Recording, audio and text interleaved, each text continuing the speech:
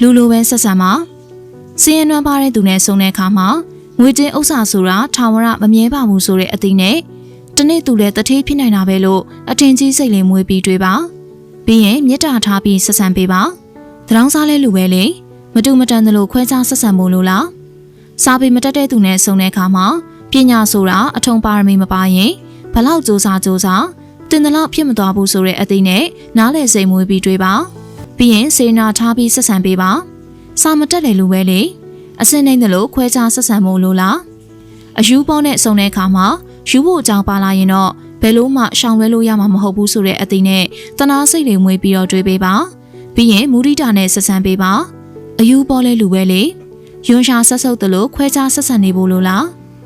ကိုလည်းအင်္ဂါမပြေဆုံးတဲ့သူနဲ့ဆုံတဲ့အခါမှာဝေကျွင်းရှိရင်လူတိုင်းပေးဆက်ရမှာပဲဆိုတဲ့အသိနဲ့ညတာစိတ်လေးမွေးပြီးတွေးပေးပါပြီးရင်ဂယုဏထားပြီးဆက်ဆံပေးပါဒုက္ခိတလည်းလူပဲလေနှိမ့်ချကဲရဲတယ်လို့ခွဲခြားဆက်ဆံနေဖို့လို့လားမပြေဆုံးတဲ့လူတွေကိုဂုံထရက်တွေနဲ့အဆင့်တန်းခွဲပြီးနှိမ့်ချဆက်ဆံတဲ့အပြုမှုကရှက်စရာအလွန်ကောင်းပါတယ်ဒါကြောင့်ကျမတို့ချင်းချင်းတယောက်နဲ့တယောက်အထင်သေးတာတွေဖြောက်ပြီးဆက်ဆံကြမယ်မိတ်ဆွေတို့ရေဟုတ်ကဲ့ပါအခုလိုဘုသူတလေးတွေရရှိဖို့အတွက်ဆိုရင်တော့ကျမတို့ရဲ့ Matter ပါမှာ page လေးကိုလည်း like and share လေးလုပ်ထားပေးကြပါအောင်ရှင်အားလုံးကျေးဇူးများတင်ပါတယ်ရှင်